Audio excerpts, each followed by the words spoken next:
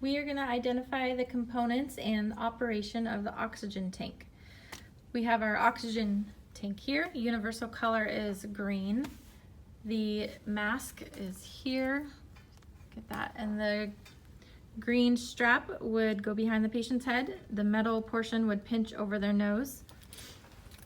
And then let's hang that back up.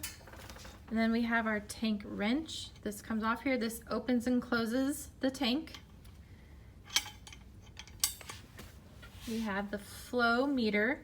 This is this one here. This is going to tell you how much oxygen is coming through the mask. The flow valve is this knob here. It twists and rotates. This is your oxygen gauge. This tells us how much oxygen is in our tank once we open the tank with our wrench. And then the pressure release valve is actually the same as the flow valve. Okay, to put the mask over your patient, you would again put the little green strap. These are adjustable, so if you need to make it looser or tighter, you would adjust that. This would adjust over the patient's nose. And then your tank, to turn it on, we're gonna take our wrench and you're just going to give it about a quarter turn, and now we can see that the needle on the meter has jumped up. So now we know the tank is open and we can adjust with the flow valve here. The flow meter will tell us we want to get it up to number 2. So we're just going to take this valve, turn it back, and you can see that the needle there jumped up to the 2. If I take the mask, you can hear that. You can hear the oxygen coming through, so you know it would be getting to your patient.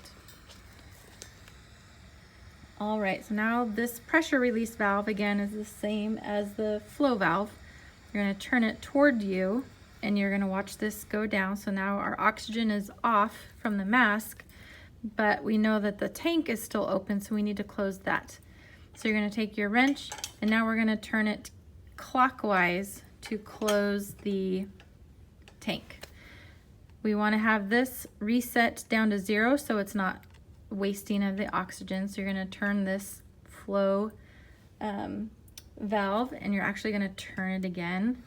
This will jump up, but now we're watching this fall down, and then this is going to fall down. So now we've purged all the oxygen out of the line, and then again you would turn this back so it's closed.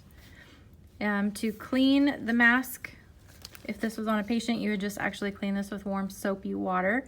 You wouldn't use disinfecting solution on this. It can wear and warp the plastic over time. And that is how to operate the oxygen tank.